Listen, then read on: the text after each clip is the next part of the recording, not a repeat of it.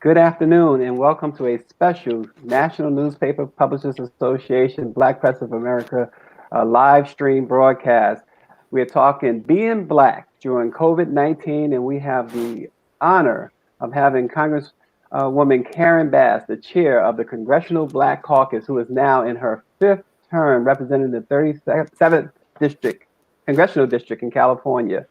She's obviously a Democrat. Congresswoman Bass has served on the House Committee on Foreign Affairs, where she is the chair of the Subcommittee on Africa, Global Health, Global Human Rights, and International Organizations. As a member of the House Judiciary Committee, Member Bass has worked tirelessly to craft sound criminal justice reforms, as well as protect intellectual property rights infringements that threaten the economic health of the 37th District and all Americans. She's been at the forefront of the fight against the coronavirus pandemic, hosting numerous town halls and other efforts, providing the leadership that many say the White House has failed so miserably at. Welcome, Chairwoman Karen Bass. Thanks for joining us. Thank you for having me on. Yeah, absolutely. We appreciate it. We'll jump right in it. Representative Karen Bass, the chair of the CBC. COVID-19 has affected us in so many ways. Let's talk a little bit about the economic impact in which it has affected Black Americans. Well, absolutely. I mean, this is a double punch. The punch is health-wise, with an extreme disproportionate death rate. Out of 100,000 Americans that have died, we don't know how many African Americans, but we can guess between 20 and 40,000 African American lives have been lost in the last couple of weeks.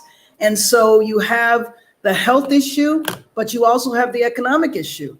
And here we have not recovered from the 2010 recession, where we lost a significant percentage of our home ownership that we have not been able to recoup. And now in this pandemic, not only will we continue to lose our home ownership, but we'll also lose our jobs because of all of the small businesses that hire us. And so it is a double whammy. And now we are experiencing police brutality and racist harassment on top of it. Yeah, and you mentioned the job, the number, 40 million, I think we've surpassed now, the jobless rate. Chair Bass, have you seen anything like this before? Well, no one that's alive today, unless you're well over 100 years old, have seen anything, because the last time we experienced anything near this was over 100 years ago with the flu pandemic.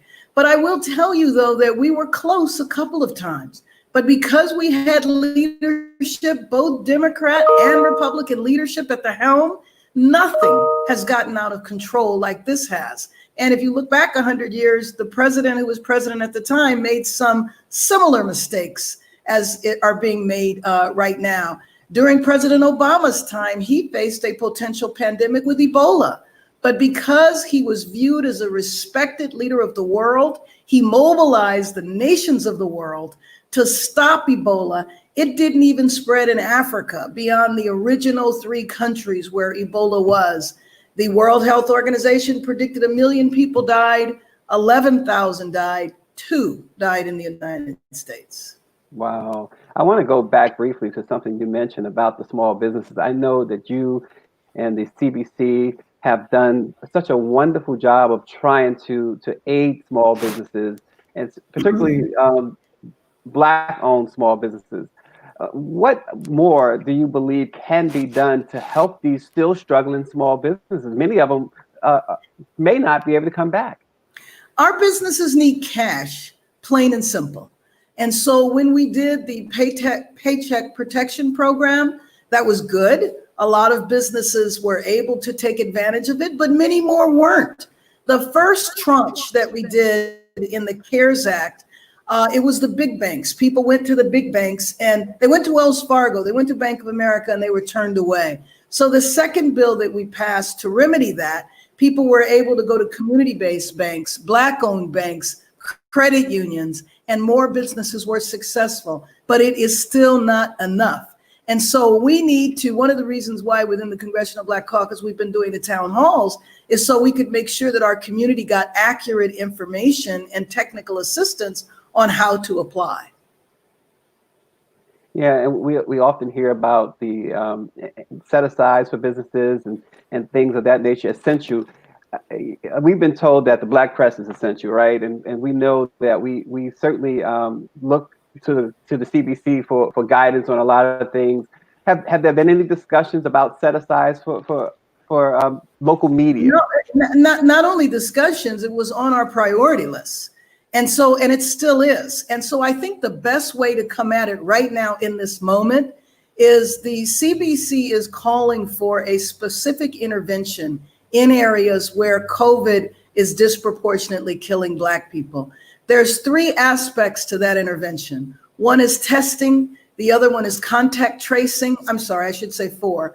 The third is treatment. But the fourth is a public education campaign so that our communities will, number one, go out and get tested and not be afraid of testing, but also participate and cooperate with contact tracers, and then understand the public health protocols. So the way we have packaged this 4-prong intervention is we think that the public education campaign should provide direct resources to Black newspapers. So that is a part of our plan. The other part, now not having to do with COVID, is the census.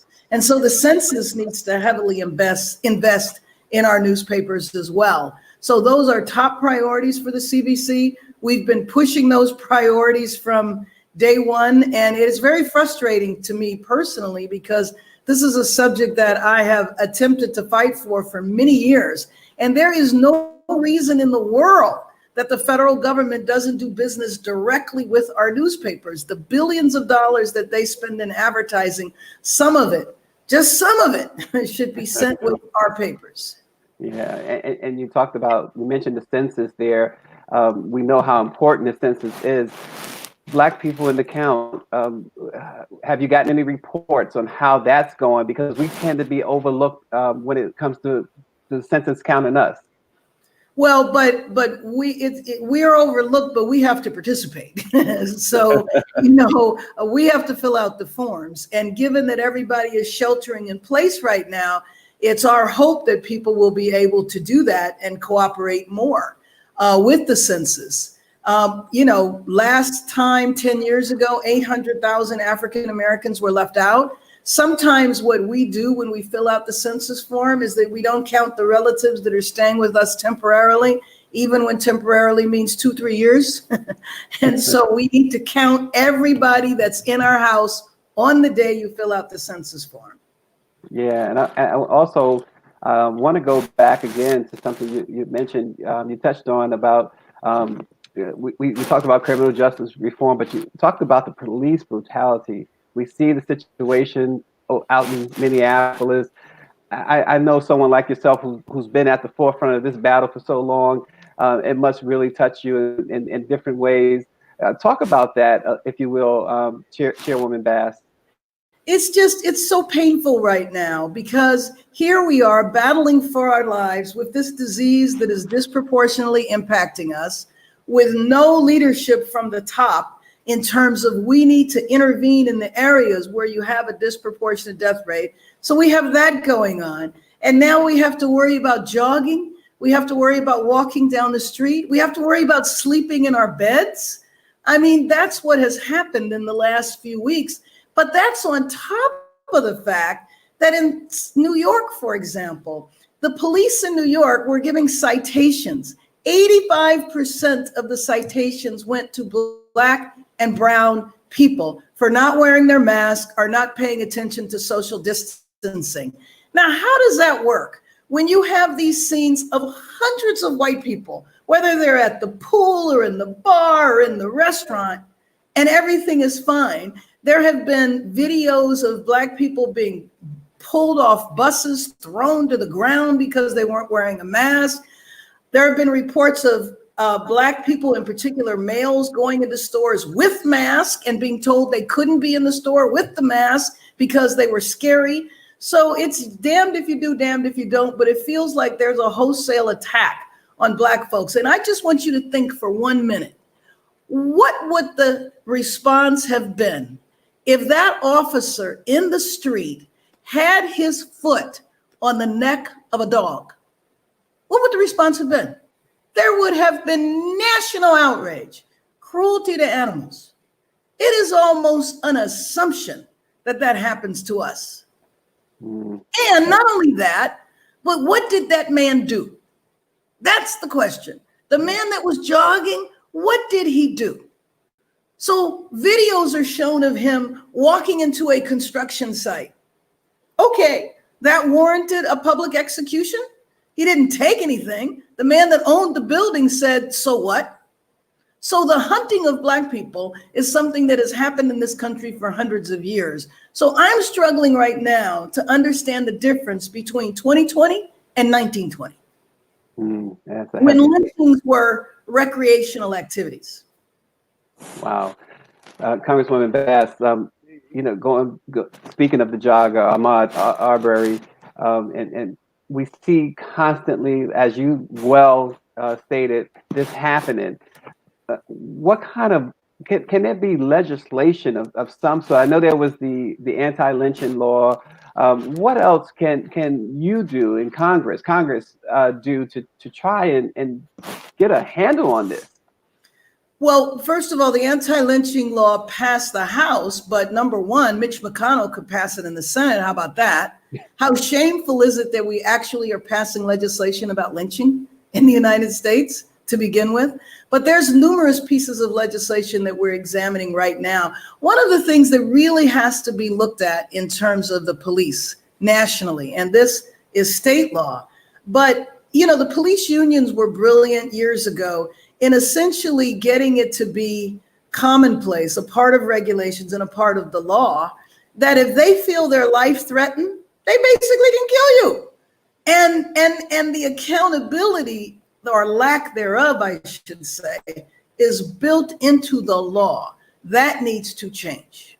Yeah, and going back, Congresswoman Karen Bass, we really appreciate you. Going back, one of our viewers, Joanna Cook, she says, thank you for your great service. She mentioned that we lack trust of testing and tracing. That's also been an issue, and I'm sure you've had to deal with that as well and talk about that. What's the latest when it comes to testing and tracing? Is there more tests than are we tracing? Well, first of all, there's very, very little tracing that's happening in our country. The testing is inconsistent and all over the place. And you've probably seen the reports that in some states, the testing is available in white communities and not in Black communities. So I don't think it's so much an issue of getting us to test. Now, we do need to do that. That's why I said there needed to be the public education campaign that the Black press needs to be a part of. But you have to have some place to go to get a test. And so making it difficult, one of my colleagues in a southern state told me that they do testing between like 10 and 3 Monday through Friday. Well, people are still working in that state. So you can't get a test after work and you can't get a test on the weekend. So surprise, surprise, there's problems with testing.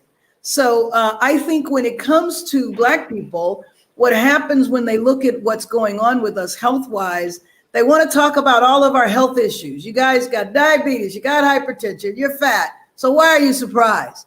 Or you don't behave with the public health protocols. As far as I'm concerned, every time somebody talks about diabetes and hypertension, now I'm a health person, okay? I worked in the health field for years. I don't want to hear about it. And the reason why I don't is because the house is on fire today. We need to deal with the disproportionate death rate where it is occurring today. And then tomorrow we can talk about my hypertension, my diabetes, and my weight. I think that is just a diversion to say there's nothing we can do. Black people have all these issues. So I think we have to reject that as a line of argument. And then again, if you're going to talk about our personal behavior, then tell me about the personal behavior of the white supremacists, a number of them were, maybe they all weren't, I'm not sure it matters, that showed up in Michigan at the State House, strapped from top to bottom, shouting in the faces of security officers, of police officers in the Capitol. Nobody wearing a mask, shouting. They should have been arrested like you can be arrested if you go in a store and spit in somebody's face. How could that have happened? If that had been a group of black men, could you imagine that? Black men or women pulling up in their cars at the state capitol, loaded with guns. They wouldn't have even been able to get out of the cars. Well, obviously, yeah, we know what, like you said, 1920, 2020, doesn't seem like too much of a difference when it comes to that, huh? Exactly. Congresswoman Bass, we know that this is a huge, huge election year. 2020 is probably the most important we've seen in our lifetime when you listen to everyone describe it. The importance of Blacks getting out to vote and not getting caught up in misinformation. Can you talk about that? Let me just tell you, prior to COVID, I believed that if Black folks did not turn out and vote, if we didn't correct the situation we have now, that we were going to be in a mess for 2 generations. And I say that because of the strategic way the Republicans are addressing the courts. They are picking young people in their 40s to be on the courts for 40 or so years. They're making sure they're ultra conservative. So it really doesn't matter who gets elected when you can just sue and overturn everything in the courts.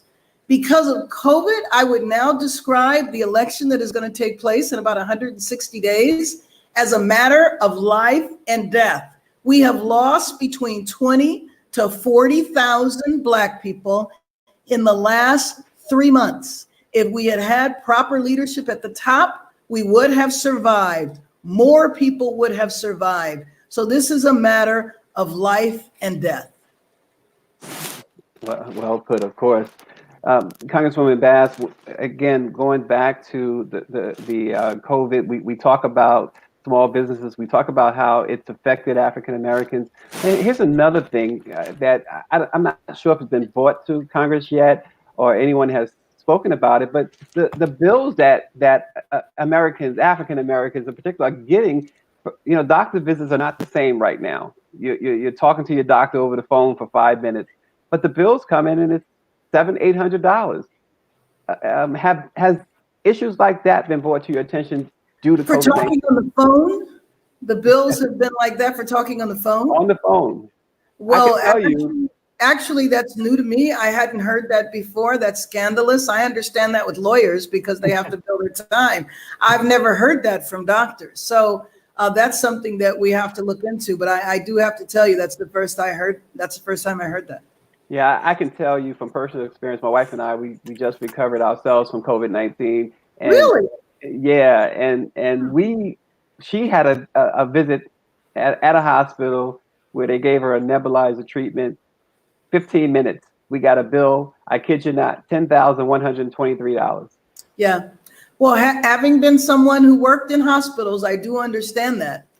I think it's crazy, but I do know that happens. And that gets to a deeper issue of our healthcare system in general. And I believe that healthcare should be a basic right. In the same way, we don't question K through 12 education. Now, you might not like your school. You have an option to go to a private school or to do something else, but you never question the fact that your child from the age of 5 to 18 has education, and that is a right. That's the way healthcare should be through the entire lifespan, not just for 18 years. But that is the way. We don't even think about education from the viewpoint of, oh, let me make sure I have all my school fees. We might think about it to make sure I have a uniform or books or something like that, but not the seat at the table in the classroom.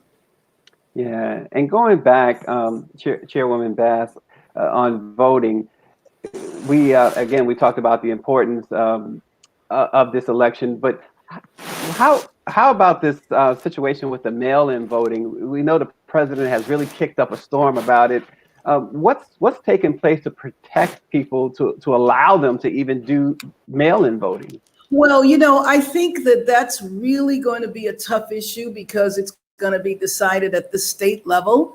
And we know that the minute the Supreme Court made that decision within our states across the country, we're trying to figure out how to stop us from voting. What I am hoping is that in the tradition of our community and our people, if you try to tell us we can't do something, that usually increases our motivation. And so here we have a strategy, a voting strategy that the Republicans have always used. They've always been better at vote by mail than we have, and it has been their key to winning elections. Now that voting by mail actually is a health issue, you know, the president sometimes, every now and then, he's honest. And so one thing that he said when they talked to him was, well, you know, I have a problem with this mail-in voting because more people can vote, and that hurts Republicans. I mean, that literally came out of his mouth. Now he's changed it and he's talking about voter fraud and all this. Remember, he had a voter fraud commission. They had to disband because they couldn't find anything. The only major case of voting fraud in the last election in 2018 was done by Republicans in the state of North Carolina, where a man's son turned him in for stealing the votes of Black people. That was the only case. And so we know that voter fraud is a false issue. My concern about it is that not only do we have to worry about Russian intervention, we have to worry about our own president, who is not willing to protect our lives and doesn't believe in the right to vote for everybody. Chairwoman Karen Bass, I saw a couple of stories about the possibility of the president losing the election and refusing to give up office. Is there a precedent for something like that? No, there is not, and I do not believe that that can happen. I mean, although I believe he has weakened and damaged our institutions, he has not eliminated them. And so he gets evicted. If he loses, he gets evicted, and he gets evicted by force. The only thing that could possibly change that, which I do not believe would happen, would be if he was able to get the military on his side and we had a military coup. And I can't even fathom that in the United States. I do not believe that he has that type of power. But what he has, though, he has the power of his presence, the power of dominating the airwaves almost 24 hours a day, that he can convince people that he can do these things. You know, an example is the citizenship question on the census form. Now, you know, they lost that in court. And so there is no question about this, about your citizenship on the census form. But especially in immigrant communities, I bet you if you did a survey, people believe that they could get deported if they fill out their census form. So sometimes he's able to be successful even by lying to people and lying over and over again, and then having his own TV network that reinforces his lies. Congresswoman Bass, I have to ask you this question. I would love to ask the president himself this question, but what is his obsession with President Obama? Oh, I think it's easy. I think it's very easy. I think the man has a very serious inferiority complex. I think that he knows that Barack Obama, President Obama, is superior to him intellectually, morally, physically, and I think that's very troubling to him. And he was a successful president. 8 years, no scandals, no indictments, no serious investigations. And I think that drives him crazy. How dare this Black man be better than him? And the fact that Obama's popularity around the world is off the charts. He has never been able to arrive at the same standard, quality, effectiveness, honesty, moral character of Barack Obama. You know, I'm surprised that you, Congresswoman Bass, you left one important thing out of there: impeached. Yes, that's right. That's right. And I remain in moments with the chair. It's a privilege to have the chair on of the CBC. I want to go back to the census because there has been some complaints from African Americans that they have not received census forms in the mail. They're not being counted. It's a lot of information and misinformation out there. Can you talk about that and the importance, again, to reiterate the importance of being counted? Well, being counted is everything. That is the way representation is decided, how many members of Congress you have. That is the way resources are determined. And so it's not like if we don't fill out the census form, the money won't be allocated. It will be allocated. It just won't be allocated to our communities. And so if you think of education, if you think of healthcare, if you think of anything that comes from the federal government, that is the reason for the census. And then I would strongly suggest that if people feel that they've not received a form, because you're not going to receive a form this time, you're going to receive a notice to go online to fill out the form. And then if you don't respond to that, then you should get a form in the mail. So there's 3 ways you can do the census. You can do it online, you can do it paper, and you can call it in. And so I think that it's important that we constantly communicate that to our people, that that's the way they can participate in the census. Yeah, and there's, along that same line, there's been complaints that lower income people, for instance, don't have access to internet or the proper internet connection. What do you say to those individuals, Chairwoman Bass? Well, to those individuals, number 1, they can complete it on the phone, and number 2, they can get a hard copy. And so they need to call the Congressional Black Caucus, get on, well, if you have problems getting on the internet, but they need to contact us. I'm a little reluctant in saying contact your congressperson, because I don't know who that is. And if your congressperson is a member of the Congressional Black Caucus, you should definitely contact them. But I don't know that I would say that across the board, because there's some people that might be okay with folks in their districts not filling out the form. I hate to say that. It's so cynical. Wow. There's another big election. I mean, like we said, this year is huge, right?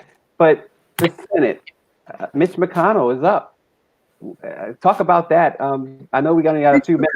McConnell is up. Lindsey Graham is up. And we have our wonderful candidate, Jamie Harrison, who's running against Lindsey Graham and making some headway. Now, Lindsey Graham is actually calling today.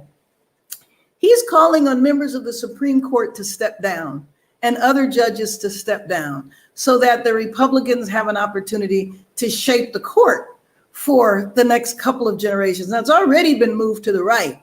So I don't know, if we move any more to the right, we better be careful. We might be back to separate water faucets and doors and everything else. It's really no telling what they might feel is their freedom. Well, it's my freedom to say I don't want Black people in my restaurant. I don't want Black people to rent here. We can't take anything for granted. And I think it might have taken the Trump presidency to see that battles that we thought we won and put to bed and didn't need to worry about anymore, I don't know that you can say that about anything. And so Lindsey Graham, McConnell, he's up. But I think we have a very serious shot at winning the Senate. And I think, unfortunately, what has been shown is that the Republican Party has been taken over by an extremist element, and that it's really until the Republicans, real Republicans, take their party back, we just have to defeat them. We're left with no alternative, because they don't act independently. If Trump says jump, they say how high. They're scared to death to criticize him. I will tell you off the record, they're not crazy. They know what we know, but they feel that they are going to collapse and compromise their values for tax cuts, for judges, and for deregulation. And that hurts my heart. And there's thousands of Republicans who no longer fit in the Republican Party, whose hearts are aching as well. Yeah, and Chairwoman Karen Bass, we really appreciate you. One last question. Really, we would like you to address Black America, your message right now to Black America through the Black Press of America. Well, my message to Black America is that, we are such an incredibly strong and powerful and resilient people. We have withstood 256 years of enslavement, 100 years of apartheid and Jim Crow, lynching, etc. And not only have we survived, we've thrived. And so now this is our latest challenge. We have to fight like hell, but we're going to do it. But we have to do it with the fight. We have lost 20 to 40,000 of our people. Maybe we could all make a commitment For each soul that was lost, and I believe most of those souls were lost unnecessary, maybe we could register 2 people to vote. Because when I think of those souls that were lost, and given the age range, almost all of them were of voting age. How many votes did Trump win by? Not many. And so we need to make sure that their lives were not gone in vain. And maybe that's something that we can all do. Well, she is the great chair of the Congressional Black Caucus, the Democrat out of California, Congresswoman Karen Bass. Keep up the great work. Thank you for always being available to the Black press of America. Anytime, all the time. You're welcome. Take care. Okay.